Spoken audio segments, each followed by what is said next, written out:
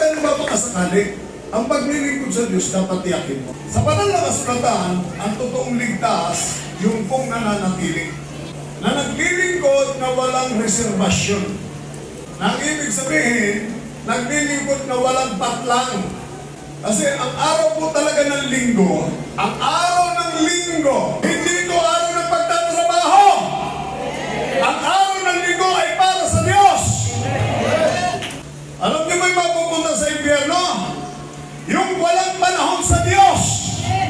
Hindi masama maghanap buhay.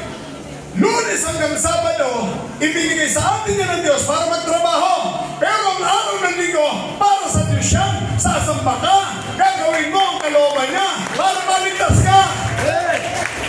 Matthew chapter 24 verse 13. Tatapat ang magtitiis hanggang sa wakas, ligtas. Sabi ng Biblia, magtapat ka hanggang kamatayan upang magmana ka ng langit, buhay na walang hanggan.